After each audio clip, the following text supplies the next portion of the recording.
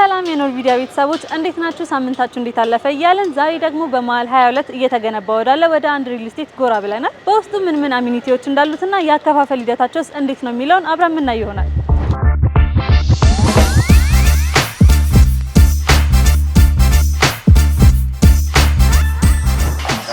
ሰላም እንኳን ደህና ቆያችሁ። በመጀመሪያ ስለ ኖር ሚዲያ ቤተሰቦች አስተዋውቅልን። እሺ አመሰግናለሁ። ስሜ ባንቴ ይባላል። በጎልደን ፓላስ ሪል ስቴት የሽያጭ ሱፐርቫይዘር ሆኜ ነው እየሰራው የምገኘው። ጎልደን ፓላስ ሪል ስቴት ከዚህ በፊት ቀደም ባለው ጊዜያቶች ላይ በምን ዘርፍ ላይ እየሰራ ይገኝ ነበር? በጣም ጥሩ። ጎልደን ፓላስ ሪል ስቴት ከዚህ በፊት ደጀኔ ለሚሳ የሚባል ትልቅ የባኞ ቤት እቃዎች አስመጭ ነው። በኢምፖርት ኤክስፖርት ላይ ረጅም ጊዜ የሰራ ነው። የምታውቁት ከሆነ መቼም ደጀኔ ለሚሳን የማያውቅ ይኖራል ብዬ አላስብም። ኢትዮጵያ ውስጥ ከኢትዮ ሴራሚክስ ቀጥሎ ትልቅ የባኞ ቤት እቃዎች አስመጭ ነው። ባኖሊ ሊባል ኮንስትራክሽንም አለ። ኮንስትራክሽን ላይ እና ኢምፖርት ኤክስፖርት ላይ ተሰራ ነበር የነበር ነው። አሁን ደግሞ ያው ጎልደን ፓላስ ሪል ስቴት የሚባለውን ይዘን መጠን በሰሜን 72 ላይ ጥንቅቅ አድርገን የደንበኞቹ አስረክበን እየኖሩበት ነው ያለው። ሁለተኛ ሳይታችን ደግሞ እዚህ ጎላጎል 22 ጎላጎል አደባባይ ፊት ለፊት G+27 የሆነ እጅግ ለጀሪ የሆነ አፓርትመንት እየገነባ እንገኛለን። ጎልደን ፓላስ ሪል ስቴት ምን አይነት የቤት አማራጮች አሉት?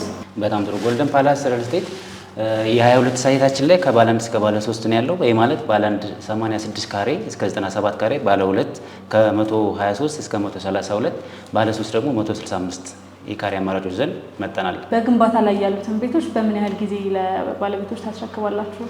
በግንባታ ላይ ያሉ ቤቶችን በ3 ዓመት ነው የምናስረክበው። ግን ከዛ በፊት ለማስረከብ በደንብ እየሰራን ያለ ነው። 24 ሰዓት ነው የምንሰራው። የራሳችን ኮንስትራክሽን ካምፓኒ ያለን ባኖሊ ኮንስትራክሽን የሚባል እሱ ነው እየገነባልን የሚገኘው። ሰው ከ3 ዓመት በፊት ለማስረከብ በደንብ እየሰራን ያለ ነው። የምናስረክበው ግን በ3 ዓመት ነው። ዋጋቸውስ ምን ይመስላል? አንድ ላይ ያከፋፈል ሂደቱን ብትነግረን። በጣም ጥሩ። ዋጋችን በካሬ 105,000 ብር ነው እየሸጥን ያለ ነው። አከፋፈላችን ደግሞ በ13 ዙር ነው ተከፍሎ የሚያልቅ የሚሆነው። ይሄ ማለት ምንድነው? በግንባታ ሂደት ነው። የመጀመሪያ ክፍያ 10% ይከፍሉና ከዛ በኋላ ሰዎቹ መጥተው ግንባታ ሂደቱን እያዩ ነው። ሁለተኛ ክፍያ ላይ አራተኛ ስላብ ሲሞላ፣ ሶስተኛ 8፣ 12፣ 16 እያለ በግንባታ ሂደት በ13 ዙር ከፍሎ ይጨርሳሉ ማለት ነው። አሁን ላይ የት አካባቢ ነው ሳይት ያላችሁ? እኛ ሳይቶቻችን የመጀመሪያው ሰሜን 72 ነው። 72 መስቀለኛው ጋር የምታውቁት ከሆነ ዳዶል ማደያ አካባቢ ነው ያለው። እሱኛው G+11 የሆነ እጅግ ሌክጀሪ የሆነ አፓርትመንታችን ነው ያለው። እሱ ላይ ከባለ 1 እስከ ባለ 3 መኝታ ቤቶች ነበር የነበሩን። ኦልሞስት አሁን ሽጠን ጨርሰናል። የምታውቁት ከሆነ ነምበር 1 ፊትነስ ኤንድ ስፓ የሚባለውን በጣም እንደዚህ በደንብ ፋይናንሻሊ ግሮዝ የሆኑና እነ ሰይፉ ሾው ምናምን የሚሰሩበት እሱ ያለበት ጅም ነው። ሁለተኛ ሳይታችን የሚገኘው ጎላጎል 22 ጎላጎል አደባባይ ነው።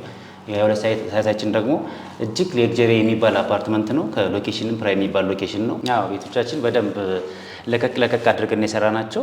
በጣም ሰፊም ያልሆኑ በጣም ጠባብ የማይሆኑ የሆነ ስታንዳርድ ለመኖሪያ የሚመች ሙሉ ፋሲሊቲዎችን የሚያሟላ ላውንደሪ ያለው የሰራተኛ መኝታ ቤት እንደ ስቶር ሰፊ የሆነ ሊቪንግ እና ዳይኒንግ ያላቸው ናቸው። ለመኖሪያ በጣም ምቹ ናቸው። በጣም አሪፍ አድርገን የሰራ ናቸው። በእነዚህ ሳይቶች ላይ ምን አይነት የጋራ መገልገያ ቦታዎች አሉት? በጣም ጥሩ። የ22 ሳይታችን እጅግ ለግጀሪ ነው። ያረፈው ህንፃው 1540 ካሬ ላይ ነው። G+27 ነው። 7 ሊፍቶች አሉት። 2 የመኪና ሊፍት አለው።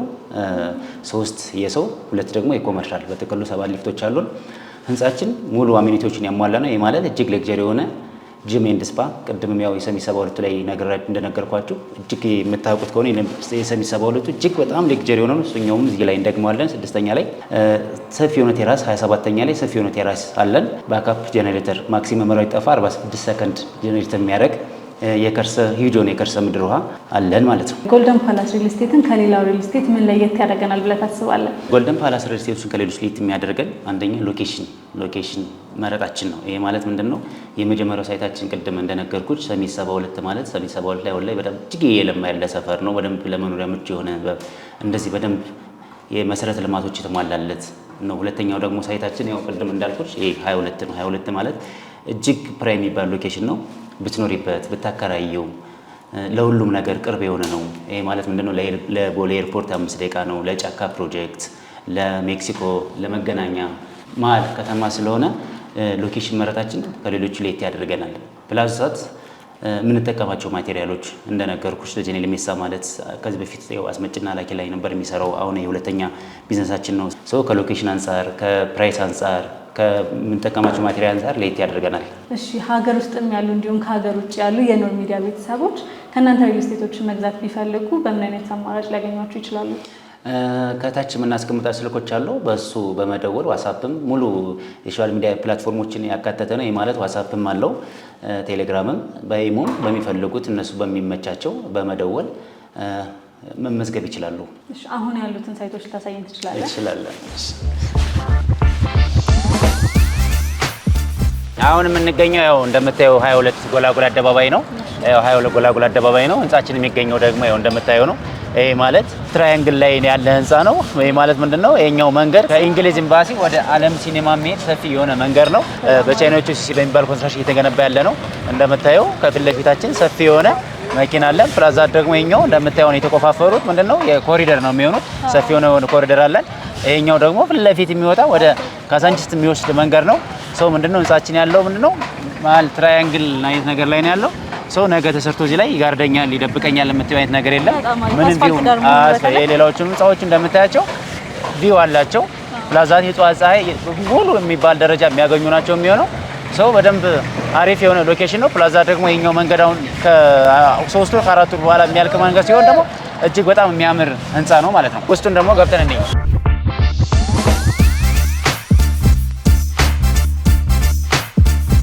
ህንጻችን ጂፕላስ 27 ነው። 4 ቤዝመንት ጨርሰናል። አሁን ሶስተኛ ስላብ እየሞላን ነው። በአጠቃላይ እዚህኛው ህንጻ ላይ 7 ሊፍቶች አሉ። 2 ሊፍቶቹ የመኪና ሊፍቶች ናቸው። ይሄ ማለት ምንድነው? እኛ ህንጻ ላይ አጠቃላይ 8 ወለል የመኪና ፓርኪንግ ነው ያለን። ይሄ ማለት ምንድነው? ከስር 4 ቤዝመንት አለን። ከላይ ደግሞ ከ1 እስከ 4 ኮመርሻል ይሆንና 5ኛ ላይ የጂም ስፓ የልጆች መጫወቻና ያለው ሆኖ 6ኛ ላይ ኦፊስ ይሆናል። 7 8 9 10 ድጋሜ ደግሞ የመኪና ፓርኪንግ ይሆናሉ ማለት ነው። ሶ አፓርትመንታችን የሚጀምረው ከ11ኛ ላይ ነው። ሶ እዚህ አፓርትመንት ላይ የሚኖሩ ሰዎች ፓርኪንጎች እነዚህ የመኪና ሊፍቶች ምንድነው? ሰዎቹ ነዋሪዎቹ አፓርትመንቶቹ ድራይቭ ያደርጉ ይገባሉ። ልክ ሊፍት ውስጥ ይገባሉ። የሚፈልጉት ቁጥር ላይ ይነካሉ። አቁመው ወደ አፓርትመንታቸው ይገባሉ። ልክ ሲመጡ ከአፓርትመንታቸው ገብተው ሊፍት ውስጥ መኪናቸውን ያቆሙ ያስገባሉ። ነክተው ወጥተው በቤዝመንት ወጥተው የሚሄዱት ነው የሚሆነው ማለት ነው። ሶ ወደ ውስጥ ገብተን ደግሞ እንዴ ይሄኛው የኮመርሻል ደረጃ ነው። የኮመርሻል የንግድ ሱቆች ደረጃ ይሄኛው ወደ አፓርትመንቱ የሚሄዱ ሰዎች በዚህኛው አፓርትመንት ደረጃ ይወጣሉ ማለት ነው። ይሄኛው ደረጃ እስከ 6ኛ ሄዶ 6ኛ ጀምሮ የሚዘጋ ነው የሚሆነው። ከዛ በኋላ ምንድነው እስከ 27 የሚሄዱ ይሄኛው ደረጃ ነው ማለት ነው። እንደነገርኩሽ ህንጻው ላይ እንግዲህ 7 ሊፍቶች ናቸው ያሉ። ከ7 ሊፍቶቹ ደግሞ 3ቶቹ እነዚህ የአፓርትመንቶቹ ናቸው ማለት ነው። እነዚህ እንደምታያቸው ሰፊ የሆኑ ሊፍቶች ናቸው። አንደኛው ሊፍት የእቃ፣ ሁለቱ ደግሞ የሰው ነው የሚሆኑ ማለት ነው። እነዚህ ሊፍቶች ምንድነው የሚቆሙት 10ኛ ላይ ነው። ምክንያቱም እነዚህ የአፓርትመንቶቹ ብቻ ስለሆነ ከ1 እስከ 10 ድረስ አይቆሙም። 11ኛ ጀምሮ ነው የሚቆሙ። እነዚህ እስከ 27 ድረስ የሚሄዱ የአፓርትመንቶች ሊፍቶች ናቸው ማለት ነው። ይሄ እንደምታየው ኦፕን ዳውን ነው። ኦፕን ዳውን ማለት ከኛው እስከ 27 የሚሄድ ነው። 27ኛ ላይ ቴራስ ስላለ 27ኛ ላይ የሚዘጋ ነው የሚሆነው። ይሄ ማለት ምንድነው? በቀላሉ የፀሐይ ብርሃን እናገኛለን። ናቹራል ቬንቲሌሽን የምናገኝ ነው የሚሆነው። ሌላው በእኛ አፓርትመንቶቹ እንደምታያቸው ትራያንግል ናቸው። ትራያንግል ማለት ምንድነው? ፊት ለፊት በር ስትከፍቺ የምታየው ኦፕን ዳውን ነው እንጂ ፊት ለፊት የምታገኘው ቤት የለም ማለት ነው። ሶ በጣም እጅግ ሌክጀሪ የሆኑ ነውና እኛ ሀገር ውስጥም ብዙ ያልተለመዱ አይነት ዲዛይን ነው። ሌክጀሪ የሚባል አይነት ዲዛይን ነው የመጣ ነው። ሌላው ምንድነው? ሁሉም ህንጻዎቹ የናቹራል ቬንቲሌሽን ያገኛል። ፀሐይ ያገኛሉ። ምክንያቱም ከፊት ለፊታችን እንደነገርኩሽ የኛው ሰፊ መንገድ ወደ ከእንግሊዝ ኤምባሲ ወደ ዓለም ሲኒማ የሚወጣ ነው። ይሄኛውም ወደ 22 የሚወስድ ነው። ቀጥታ ስለሆነ ምንም የሚጋርድሽ አይነት ነገር የለም ማለት ነው። እንደምታያቸው የኛ ደረጃዎቹም በጣም ሰፋፊ ናቸው። ይህ ማለት እቃ ለማጎ ለማውጣት ለመስቀል ምናምን በጣም ሰፊ ለቀቅ ያሉ ናቸው ደረጃዎች። የኛ ደረጃዎች ሌላ ቦታ ላይ ከሆነ ትንሽ ጠበብ ይላሉ። የኛ ሰፋፊ ናቸው። እሺ አሁን የምንገኘው ያው 3ኛ ስላብ ላይ ነው። እዚህ የደረስነው ያው ቅድም እንዳልኩሽ በ7 ወር ውስጥ ነው። አጠቃላይ ህንጻችን ጂፕላስ 27 ነው። ሶ በ7 ወር ነው እዚህ የደረስነው። ሶ ከዚህ በኋላ የሚቀረ ምንድነው? የኮለን እየሞላ የመሄድ ነው። ትልቁ ለኮንስትራክሽን ላይ ትልቁ ኮስት የሚያደርገው ምንድነው? ቤዝመንት ነው ኮስትም ጊዜም የሚወስደው። እኛ ደግሞ እሱን ጨርሰናል። ከዚህ በኋላ ስላብ እየሞላን የሚሄድ ስራ ስለሆነ ሰው በአጭር ጊዜ ለማስረከብ በደንብ እየሰራን ያለ ነው ማለት ነው። እንዳያችሁት 22 የሚገኘው ሳይታቸውን ጎብኝተን ጨርሰናል። እስኪ የዚህ ሳይት አከፋፈሉና ዋጋው ምን እንደሚመስል ደግሞ አብረን እናየው ነው። እሺ እንግዲህ እነዚህን ቤቶች እየሸጥን ያለ ነው። አሁን በካሬ 105 ሺህ ብር ነው። ይሄ ዋጋ ለትንሽ ቤቶች የተሰጠን ዋጋ ነው። የተሰጠን ቤት መጠን አለ። እሱ ቤት ላይ እንደደረስን ዋጋው ያው የሚቀየር ነው የሚሆነው። እንደምታውቁት 22 ላይ በካሬ 115 ሺህ ብር ማለት በጣም ፌር ፕራይስ ነው። በጣም አሪፍ ነው። ቀድሞ የሚመጡ ሰዎች እንግዲህ የዚህ ዕድል ተጠቃሚ ይሆናሉ ማለት ነው። አከፋፍላችን በጣም አሪፍ የሆነና በቀላሉ ሳይቸገሩ ከፍለው የሚጨርሱበት ያከፋፍል ሲስተም ነው ያለን። ይሄ ማለት ምንድነው? በግንባታ ሂደት ነው የምናስከፍለው። በግንባታ ሂደት ማለት ምንድነው? በፕሮግረስ ማለት ነው። ፕሮግረስ ቤዝ በ13 ዙር ክፍያ ነው የምናስከፍለው። በ13 ዙር የመጀመሪያ ክፍያ 10% ይከፍላሉ። ድጋሚ 4ኛ ስላብ ሲሞላ 8ኛ፣ 12ኛ፣ 16ኛ፣ 20 23 27 የልስን ሲጠናቀቅ የደረጃ ሲጠናቀቅ በርመሶ ሲገጠሙና ቁልፍ ስናስረክብ ነው የሚሆነው። ይሄ ማለት ምንድነው በ13 ዙር ክፍያ ነው ከፍለው የሚጨርሱት ማለት ነው። ሌላው ምንድነው ባንክ ለሚፈልጉ ሰዎች ደግሞ 50% የባንክ ብድር አመቻችተናል። ይሄ ማለት 50%ቱን በኢንስትሩመንት ወይም ደግሞ በግንባታ ሂደት ከፍለው 50%ቱን ደግሞ በባንክ አያይዘው ረጅም ጊዜ ቀስ ብለው የሚከፍሉበትን የአሰራር ሲስተምም ይዘን መጣናል ማለት ነው። በጣም ጥሩ አይነት አማራጮች አቅርባችኋል። በጣም ጥሩ ናቸው። ከሎኬሽን አንጻር ከፕራይስ አንጻር እንደምታዩ ለጫካ ፕሮጀክት፣ ለቦሌ ዓለም ሲኒማ፣ ለመርካቶ፣ ለመገናኛ፣ ለካዛንቺስ መሀል ቦታ ላይ ነው ያለው። ከሱ አንጻር ፕላዛት ከፕሮግረሳችን አሁን ከደረስንበት አንጻር እየሰራንም ካለበት አንጻር ዋጋችን በጣም ርካሽ የሚባል ዋጋ ነው። ግን እንደነገርኩሽ የዋጋ የሚቆየው ለትንሽ ጊዜ ነው የሚሆነው።